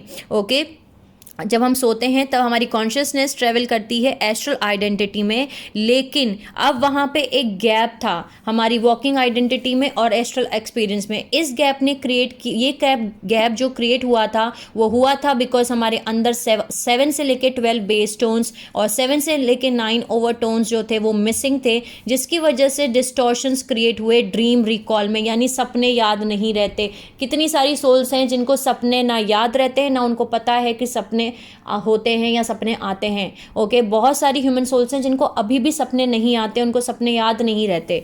ओके, जिसकी वजह से जो कॉन्शियसनेस थी वो एनकाउंटर कर रही थी मिसिंग टोन्स, और वो अनएबल थी, वो ट्रांसलेट नहीं कर पा रही थी उस सेंसरी इंफॉर्मेशन को जो कि उन फ्रिक्वेंसी बैंड से कॉरस्पॉन्ड करते थे, उन टोन से कॉरस्पॉन्ड करते थे इनटू जेनेटिक कोडिंग्स। ओके, लेकिन फ्रिक्वेंसी फेंस के पहले जो मेमोरीज थी दूसरी डायमेंशनल एक्सपीरियंस की यानी ड्रीम स्टेट्स की, वो बहुत ज़्यादा ल्यूसिड थी, याद रहता था हमें उन एक्सपीरियंस को, उन कॉन्शियसनेस को वो याद रखते थे कि ये हुआ था। ओके, ठीक है, और कॉन्शियसनेस को डिसएसोसिएट नहीं करना पड़ता था अपनी फोकस से into body during sleep, because sleep सिर्फ स्टोर होती थी in the form of electrical impulse with in the consciousness, और जब कॉन्शियसनेस रिटर्न आती थी बॉडी में तब ये इलेक्ट्रिकल इम्पल्सेस जो थी वो ट्रांसलेट होती थी बॉडी में into coherent sequent memory patterns. Okay, so जो कॉन्शियस रिकॉल था हायर डायमेंशनल एक्सपीरियंस का, वो रिक्वायर करता है फोर्थ डीएनए स्ट्रैंड। अगर ये स्ट्रैंड अलाउ करता है आपकी हायर डायमेंशनल एक्सपीरियंस जो कि वो ट्रांसफ़र करता है इनटू लोअर डीएनए स्ट्रैंड्स, और तब आपकी सेलुलर मेमोरी में और तब कॉन्शियस रिकॉग्नाइजेशन में। जो थर्ड डीएनए स्ट्रैंड थे यानी थर्ड रूट रेस थी, जो उनके जो ओरोटारिन क्लोस्टर रेसेस थे, उसके बाद जो फोर्थ रूट रेस थी जो एटलांटिन रूट रेस थी, और उनकी जो क्लोस्टर रेस थी ब्रियोनो क्लोस्टर रेस, वो मल्टी डायमेंशनल ड्रीम नहीं कर सकते। ओके, लेकिन उनके बाद की जो रेसेस थी वो बिल्कुल कर सकती थी, क्योंकि ये जो दो रेसेस थी इनके इसलिए नहीं कर सकते थे मल्टी डायमेंशनल ड्रीम्स रिकॉल, यानी उनको याद नहीं रहते ड्रीम्स, वो क्योंकि उनके पास फोर्थ डीएनए स्ट्रैंड नहीं है, उनके पास फोर्थ डीएनए स्ट्रैंड मैनिफेस्ट नहीं हो रहा है उनके जीन कोड्स में, उनके डीएनए कोड्स में, इसलिए उनका ड्रीम एक्सपीरियंस लिमिटेड हो गया एक्टिविटी जो कि प्लेस हो रही थी सिर्फ सेकेंड और थर्ड डायमेंशनल फील्ड से। उसके बाद जो फिफ्थ रूट रेस थी आर्यन रूट रेस और उसके हिब्रू क्लोस्टर रेस, वहाँ से जब वो पैदा होना शुरू हुए, वो लेकर के आए मल्टी डायमेंशनल ड्रीमिंग और astral projection of consciousness into human gene pools, because उनके पास 4 स्ट्रैंड डीएनए इम्प्रिंट था उनके जीन्स कोड्स में। ये वो रेसेस थी ओके जहाँ पे वो ड्रीम कॉन्शियसनेस एस्ट्रल प्रोजेक्शंस ये सब कुछ कर सकती थी ओके, क्योंकि उनका डीएनए स्ट्रैंड फोर्थ जो था वो अपने इम्प्रिंट लेकर के आ रही थी ओके।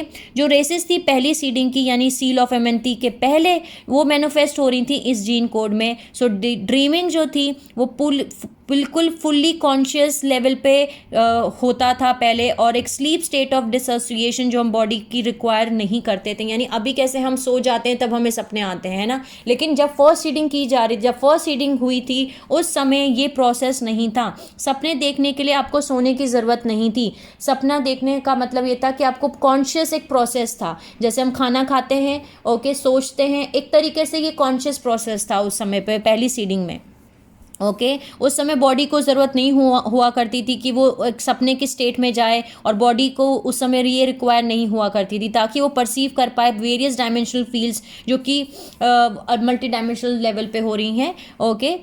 तो उस समय पे वो कॉन्शियस लेवल पे यानी फुल कॉन्शियस लेवल पे वो बहुत सारे डायमेंशनल फील्ड्स को वो टेक प्लेस करती थी, वो सब कुछ देख पाती थी, एक बहुत बड़ा कॉन्शियसली परसीव कर पाती थी और इंटरैक्ट कर पाती थी डायमेंशनल फील्ड से जो कॉरेस्पॉन्ड करता था उनके डीएनए स्ट्रैंड्स पे, उनके जीन कोड्स में।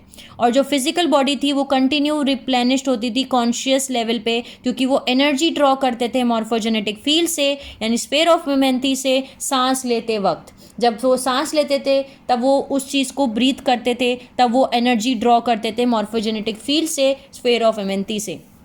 लेकिन जब सील ऑफ एमेंथी लग गई, अप्लाई हो गई, तब ह्यूमंस डिसएसोसिएट हो गए, अलग हो गए अपने बॉडी से, और उनको इस प्रोसेस के थ्रू जाना पड़ा। सील ऑफ एमेंथी के लगने के बाद अब ह्यूमन सोल्स को अपने बॉडी में यानी सोने जाना पड़ता है, अपनी खुद की फिजिकल बॉडी को, स्ट्रक्चर को बेसिकली रिवाइटलाइज करने के लिए, यानी उसको वापस से, जैसे हमारी बॉडी थक जाती है अब है ना, उसको वापस से एनर्जी को चार्ज करने के लिए हमें सोना पड़ता है। जब हम सो जाते थे हम एकदम फ्रेश हो जाते हैं, लेकिन पहले ऐसा नहीं होता था, पहले हमें सोने की ज़रूरत नहीं पड़ती थी क्योंकि हम एनर्जी ड्रॉ करते थे डायरेक्टली हमारी मॉर्फोजेनेटिक फील्ड से, स्फीयर ऑफ एमेंथी से ओके।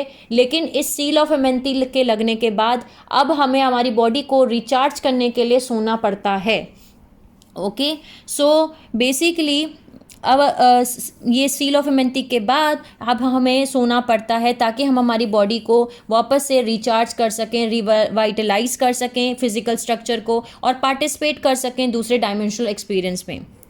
फ्रीक्वेंसी फैंस जो लगी 9540 BC में, वो प्लेस की गई थी हायर डायमेंशनल एक्सपीरियंस ताकि अनेबल कर सकें। और इस फ्रीक्वेंसी फैंस के बाद 9540 BC के फ्रीक्वेंसी फैंस लगने के बाद जो हायर डायमेंशनल एक्सपीरियंस था वो अनएबल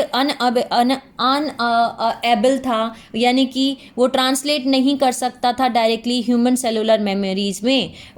बिकॉज जो इलेक्ट्रिकल इम्पल्सेस भेजी जाती हैं कॉन्शियसनेस के अंदर, विद इन विच जो इम्प्रिंट होता है हायर डायमेंशनल एक्सपीरियंसेस, वहाँ वो स्टोर होती हैं, लेकिन वो पास नहीं कर पा रहा था उस गैप को जो थर्ड डायमेंशनल स्ट्रैंड के अंदर आ गया था। इस वजह से ये एक्सपीरियंस कर रहा था मेमोरी को जो ट्रांसलेट नहीं कर सकती थे। वो कॉन्शियस सीक्वेंस ड्रीम रिकॉल, यानी एकदम सपना याद रखना, ये कॉन्शियसली याद नहीं रख सकते थे। लेकिन कंटेम्प्रेरी टाइम्स में जब अभी फ्रीक्वेंसी फेंस जो है हटने लग गई है, अभी वो हटा रहे हैं, फ्रीक्वेंसी फेंस को हटा रहे हैं हमारी प्लैनेट अर्थ से, सो जो थर्ड डीएनए स्ट्रैंड है वो वापस से रिपेयर हो रहा है और सीक्वेंस ड्रीम रिकॉल हमें याद रह रहा है। बहुत सारी ह्यूमन सोल्स जिनको पहले सपने नहीं आते थे, अब उनको सपने आने लग गए हैं, उनको मेमोरीज आने लग गई हैं हायर डायमेंशनल एक्सपीरियंसेस की वापस से, और वो जो है एक्सपीरियंस करने लग गई हैं हायर डीएनए स्ट्रैंड्स, जैसे कि lucid dreaming, simultaneous dreaming, conscious astral projection सभी बढ़ गए हैं,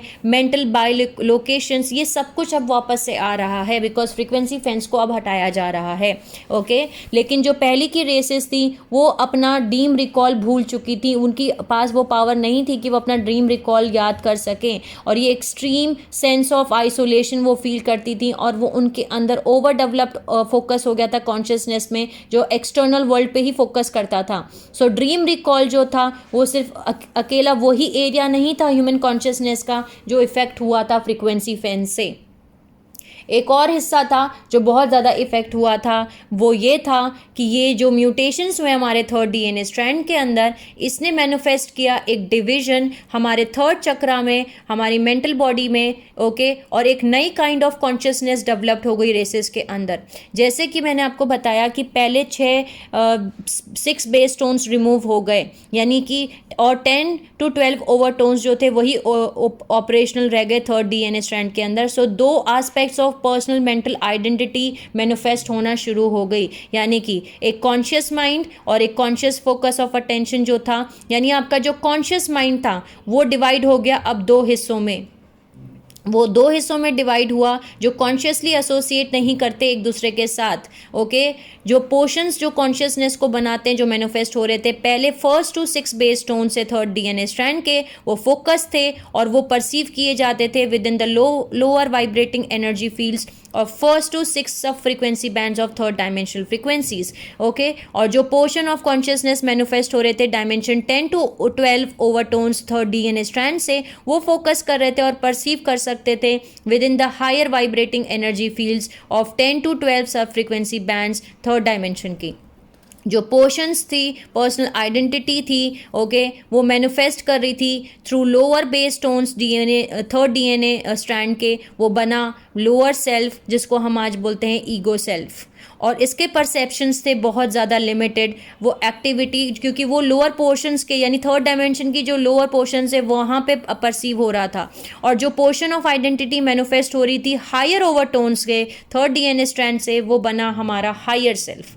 तो ऐसे बना हमारा हायर सेल्फ और लोअर सेल्फ। यानी हमारा कॉन्शियस माइंड 2 हिस्सों में बट गया, एक लोअर सेल्फ, एक हायर सेल्फ। लोअर सेल्फ को बोला गया हमारा ईगो सेल्फ।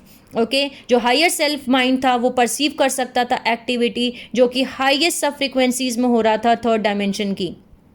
जो लोअर माइंड ईगो सेल्फ था उसने डेवलप किया एक एग्जीग्रेटेड सेंस ऑफ ड्यूअलिटिक परसेप्शंस, उसके अंदर ड्यूअलिटी परसेप्शंस आए बिकॉज वो लॉक हो गया 5 सेंसरी परसेप्शंस में। और सिर्फ 5 सेंसरी परसेप्शन को यूज़ कर रहा था, इसकी वजह से एक्सट्रीम डिस्टिंक्शंस बने between inner world of personal identities और outer world of manifest realities वो परसीव कर पाता था, जिसकी वजह से जो कॉग्निशन था, जो जहाँ पे इनसाइड और आउटसाइड चीज़ें मिलती हैं वो ब्लॉक हो गई कॉन्शियस परसेप्शन से, जिसकी वजह से जो इनर और आउटर रियलिटीज़ मीट करती थी morphogenetic fields of race identity में और अर्थ की कोर में, जहाँ पे एनर्जेटिक इंटर रिलेशनशिप्स बनते थे प्लैनेट के बीच में और पीपल अंडरस्टूड करते थे उस बात को, वहाँ पे जो रेस मॉर्फोजेनेटिक फील्ड थी जहाँ पे हमारी स्पेयर ऑफ एमेंथी की, वहाँ पे इंडिविजुअल कनेक्शन जो उस रेस का था, जो पर्पस था कि हम यहाँ जन्म क्यों ले रहे हैं, हमारा ग्रेटर इवोल्यूशन प्लान क्या है, जो हम समझ सकते थे। हमारा इवोल्यूशन प्लान जो एग्जिस्ट करता था हमारी मॉर्फोजेनेटिक फील्ड में एग्जिस्ट करता था एज एन एनर्जेटिक ब्लूप्रिंट, जिसकी वजह से हम आइडेंटिटीज़ को मैनिफेस्ट कर पाते थे। ओके, सो वो रेस मॉर्फोजेनेटिक फील्ड होल्ड करती थी हमारा इंडिविजुएशन, यानी हमारा इंडिविजुअल मॉर्फोजेनेटिक फील्ड एक पर्सन का, जो कि कंटेन करती थी higher dimensional soul aspects of consciousness, जिससे कि इंडिविजुअल इनकारनेशंस को डिज़ाइन किया जाता था। लेकिन फ्रीक्वेंसी फेंस लगने की वजह से ईगो जो थी वो कट ऑफ हो गई अपनी कॉन्शियस रिलेशनशिप से, जो उसकी पर्सनल मॉर्फोजेनेटिक फील्ड से है कि उसका कॉन्शियस रिलेशनशिप क्या है उसकी खुद की पर्सनल मॉर्फोजेनेटिक फील्ड से, और मॉर्फोजेनेटिक फील्ड्स जो रेस मॉर्फोजेनेटिक फील्ड है और जो प्लैनेट की मॉर्फोजेनेटिक फील्ड्स है, उन सभी से उसका कॉन्शियस रिलेशनशिप खत्म हो गया। ईगो अवेयरनेस को ऐसा लगा कि उसको आइसोलेट कर दिया गया है, उसको सेपरेट कर दिया गया है वर्ल्ड से, ओके, और उसको परसीव नहीं किया जा रहा क्रिएटिव प्रिंसिपल पे, और पर्पसली वो यहाँ पे क्यों आया है उसको भी ये भी नहीं पता है। सो जो ह्यूमन कॉन्शियसनेस थी वो लॉक्ड हो गई with in the illusions of matter, okay, जिसकी वजह से जो फ्रीक्वेंसी फेंस थी वो अनेबल थी परसीव करना रियलिटी को, जो नॉन मैनिफेस्ट सब फ्रीक्वेंसी सब्सटेंस थे, जिसकी वजह से जितने भी मैनिफेस्ट थिंग्स जो क्रिएट हो रहे थे, यानी कि ह्यूमन कॉन्शियसनेस जो थी वो लॉस्ट कर चुकी थी अपना टच विद कॉमन सोर्स जो उसके खुद के अंदर है, और उन सभी के चीज़ों के पीछे वो उसने सब कुछ, जो उन सभी के पीछे जो कॉमन सोर्स है उन सब से उसने अपनी एबिलिटी को लॉस्ट कर दिया और अपनी आइडेंटिटी को लॉस्ट कर दिया, ओके, और जो उसके सामने सिर्फ दिख रहा था, उसके बाहर जो कुछ चीज़ें दिख रही थी उसी को वो सच मानना शुरू कर दिया उसने। ओके, सो जो ह्यूमैनिटी का कनेक्शन था यूनिवर्स के साथ वो एक रियलिटी तो रहा, लेकिन ईगो अवेयरनेस ने वो एबिलिटी खो दी कि वो कॉन्शियसली उस रियलिटी को परसीव कर सके, वो समझ सके। ओके, सो ईगो स्टिल माइंड जो था, ईगो माइंड जो था, लोअर सेल्फ जो था, वो परसीव करता था खुद को एक लिमिटेड फाइनाइट पर्सन, एक फाइनाइट, एक लिमिटेड, ओके, सो उसने डेवलप किया एक ओवरली अग्रेसिव नीड कि वो डोमिनेट करेगा, कंट्रोल करेगा अपने एक्सटर्नल एनवायरनमेंट को, ताकि वो अपने सर्वाइवल को इंश्योर कर सके। इसीलिए जो ह्यूमंस जो हैं इवॉल्व करते हैं वो देखते हैं खुद को कि वो फाइनाइट क्रिएचर्स हैं, वो एक एक्सटर्नल एनवायरनमेंट की मर्ज, उनको एक वो दया के पात्र हैं। बाहर का जो एनवायरनमेंट है बहुत ज़्यादा ख़राब है, हॉस्टाइल है, जिसकी वो दया के पात्र हैं। ओके, जो लोअर ईगो माइंड वाले हैं वो उन्होंने अपने आप को, ईगो माइंड जो था, जो लोअर ईगो माइंड था, उसने अपने आप को आइसोलेट कर दिया, अकेला कर दिया, और वो बहुत डर गया। लेकिन जो हीलिंग है ईगो माइंड की वो बहुत ज़्यादा रिक्वायर करती है। अगर आप अपना ईगो माइंड हील करते हैं, इंटीग्रेट करते हैं अपने हायर माइंड के साथ, उनको जोड़ लेते हैं इन दोनों माइंड्स को, तो उसकी पावर और प्लेस यूनिवर्स में, तब आप जा कर के यूनिवर्स को अंडरस्टूड कर सकते हैं। Multi dimensional frequencies, multi dimensional soul, इन सब कॉन्सेप्ट्स को आप समझ सकते हैं। ओके, सो बेसिकली हमारा कॉन्शियस माइंड दो चीज़ों में बट गया, एक लोअर सेल्फ और एक हायर सेल्फ। ओके, सो ये हुआ हमारा ईगो सेल्फ, लोअर सेल्फ। इसलिए हम बार बार बोलते हैं कि हमारा जो माइंड है उसको हमें हील करना है, हमें हील करना है, हमें उसको जोड़ना है, इंटीग्रेट करना है। ओके, उसके बाद आया हमारा हायर सेल्फ, हमारा हायर माइंड। हायर माइंड जो था वो परसीव नहीं कर, वो सिर्फ हाईएस्ट फ्रीक्वेंसी ऑफ मैन, जो थर्ड डायमेंशन की जो हाईएस्ट फ्रीक्वेंसी थी वही परसीव नहीं कर रहा था, बल्कि वो डायमेंशन 4 जो एस्ट्रल आइडेंटिटी थी, जो वहाँ पे हमारी सोल मैट्रिक्स आइडेंटिटी रहती है, कंटेंट है, 4th और 5th और 6th डायमेंशनल फ्रीक्वेंसी पैटर्न्स जहाँ पे एमएनटी मॉर्फोजेनेटिक फील्ड के अंदर है, वो वहाँ पे भी प्लग इन कर सकता था। ओके, सो जो हायर सेल्फ है उसने अलाउ किया 4th और 5th डीएनए स्ट्रैंड्स को मैनिफेस्ट करना, और अगर वो डीएनए स्ट्रैंड्स इम्प्रिंट कंटेंट है रेस डीएनए इम्प्रिंट के अंदर तो, और जब तक फ्रीक्वेंसी फेंस ऑपरेशन था, ईगो जो माइंड था वो ट्रांसलेट नहीं कर सकता था higher dimensional data into conscious awareness. यानी अगर आपको लाइट कोड्स रिसीव हो रहे हैं, अगर हायर डायमेंशन से कोई मैसेजेस भी आ रहे हैं, कुछ भी आपको चीज़ें मतलब बताई भी जा रही हैं, अगर आप मैसेज रिसीव भी करें तो भी आप उसको ट्रांसलेट नहीं कर सकते, हायर डायमेंशनल फ्रिक्वेंसीज को आप ट्रांसलेट नहीं कर सकते। उस डाटा को ट्रांसलेट नहीं कर सकते, ना ही आप ट्रांसलेट कर सकते हैं कॉम्प्रीहेंशन कि हायर सेल्फ माइंड क्या करता है।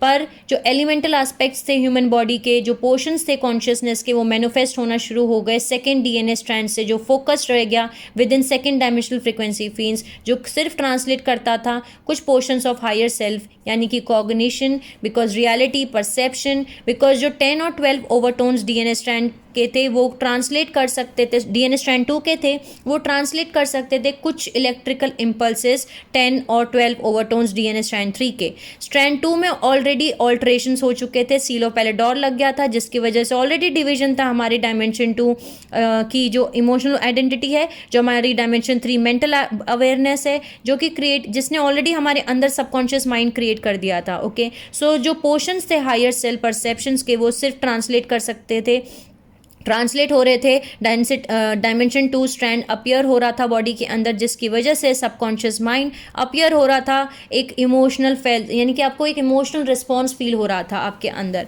ओके, सो जो हायर सेल्फ था वो कम्युनिकेट कर पा रहा था उस डाटा को कॉन्शियस अवेयरनेस के थ्रू, यानी कॉन्शियसली आप उस डाटा को रिसीव कर पा रहे थे, समझ पा रहे थे वाया सबकॉन्शियसली सेंस फीलिंग, यानी आपके सबकॉन्शियस माइंड में जो आपने इमोशनल रिस्पॉन्स फील किया वो आप कॉन्शियसली फील कर पा रहे थे।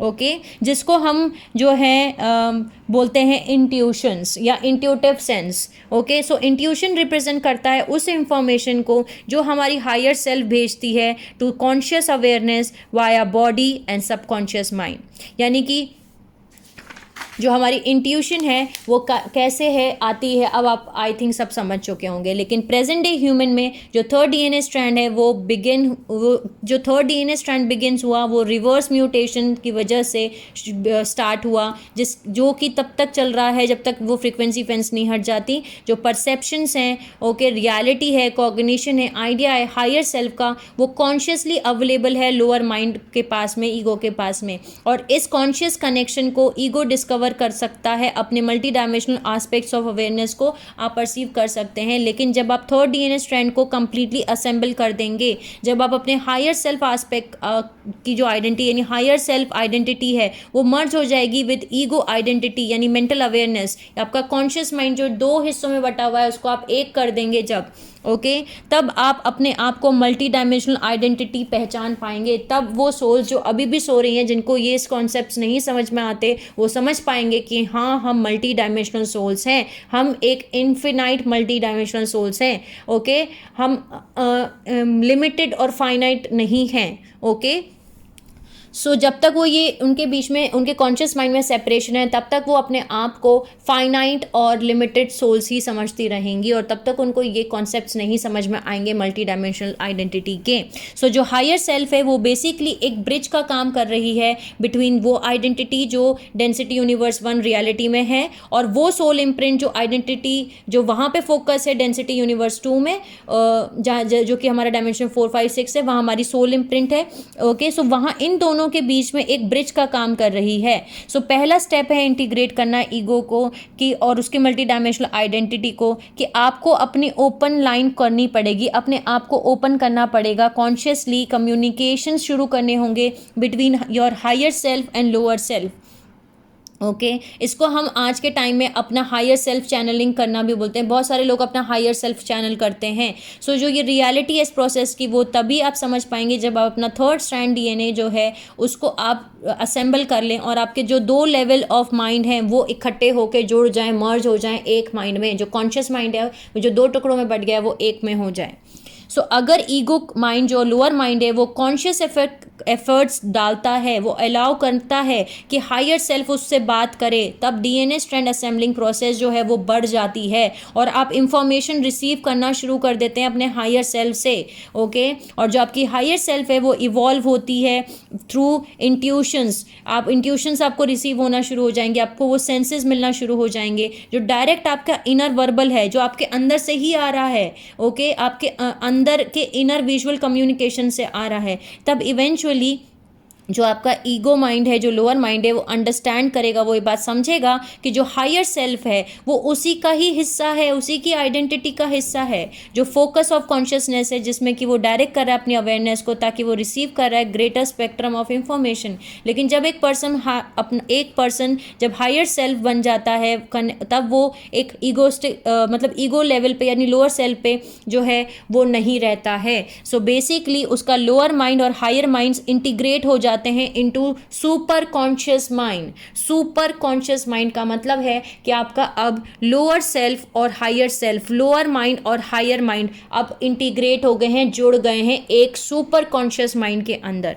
ओके और अगर आपका सुपर कॉन्शियस माइंड डेवलप हो गया तो आप मल्टी डायमेंशनल परसेप्शंस, आपकी मल्टी डायमेंशनल एबिलिटीज़, ये सब कुछ समझ पाएंगे। इन सुपर कॉन्शियस माइंड से आप dimension 2 subconscious mind, dimension 1 physical body consciousness को भी आप जोड़ सकते हैं एक कॉन्शियस अवेयरनेस में। ओके सो हमें इस समय अपने पे काम करना है, हमारी हायर सेल्फ और ईगो सेल्फ जो है उसको हमें वापस से जोड़ना है इनटू सुपर कॉन्शियस माइंड। सो इस तरीके से हमारा ये वीडियो मैं यहीं स्टॉप करती हूँ, बिकॉज ऑलमोस्ट 1 आवर के ऊपर हो गया है। लेकिन ये हुआ था हमारा सिंकिंग ऑफ एटलांटिस। जब एटलांटिस डूबा तो हमारा अर्थ जो है क्वारंटाइन हो गया और हमारा जो कॉन्शियस माइंड था वो 2 हिस्सों में बट गया। Okay because of frequency fence. Frequency fence का मतलब है एक एनर्जेटिक बैरियर जो कि लगाना पड़ा हमारी गार्जियन रेसेस को, ताकि जो हमारी प्लैनेट अर्थ है उसको बचाया जा सके, वरना अर्थ प्लैनेट जो है वो पूरी की तरह राख हो जाती, स्पेस डस्ट में चली जाती अगर ये फ्रीक्वेंसी फेंस नहीं लगाई जाती। तो यहाँ तक कि हमें ड्रीम रिकॉल यानी कि लोग अपना सपना याद नहीं रखते। ओके सो ये सब कुछ हमारे डिसएडवांटेजेस थे। ओके उसके बाद में हमने ये भी जाना कि कैसे हमारा ईगो सेल्फ और हायर सेल्फ बना। ओके और ड्रीम रिकॉल यानी सपने याद रखना पहले बहुत आसान था, लेकिन अब नहीं है उन सोल्स के अंदर, क्योंकि उनका 3rd DNA स्ट्रैंड के अंदर म्यूटेशन शुरू हो गई। ओके उसके बाद हमने ये भी जाना कि कैसे एटलांटिस पूरी तरीके से सिंक हुआ और इस फ्रिक्वेंसी फेंस को डालने की वजह से अर्थ पे गार्जियन रेसेस जो थी, हायर फ्रिक्वेंसीज जो थी, वो नहीं आ सकती थी, एंटर नहीं कर सकती थी, बिकॉज वो एनर्जेटिक बैरियर उनको एंटर नहीं करने दे रहा था। ओके सो इसलिए इस वीडियो को हम यहीं स्टॉप करते हैं। ओके आई होप आप समझ पाए होंगे। और हमारी जो टेक्नोलॉजीज़ थी, क्रिस्टल जनरेटर टेक्नोलॉजीज़, जो हायर टेक्नोलॉजीज़ थी जो हम यूज़ करते थे उस टाइम फ्रेम पे, उनको यहाँ से निकाल लिया गया बाय सीरियन ब्लू रेसेस जो साइरस बी स्टार सिस्टम की हैं, और उनको निकालने का ऑर्डर दिया गया था सीरियन काउंसिल से, क्योंकि ऑलरेडी इतने एक्सप्लोजन्स कर दिए इन्होंने कि पूरा का पूरा एटलांटिस भी सिंक कर दिया। सो आई होप आप समझ पाए होंगे कि क्यों एटलांटिस डूबा, क्यों हमें ये सारी चीज़ें याद नहीं हैं। ओके क्या क्या म्यूटेशंस हो गए हमारे इस पूरे इवेंट की वजह से, और इतना बड़ा इवेंट क्यों है। सो अगले पार्ट में जानेंगे हम कि इसके आगे क्या हुआ। ओके तब तक के लिए sending you lots of love and healing and happy energies to all my soul family जो मेरा ये वीडियो देख रहे हैं। Take care of yourself and see you soon.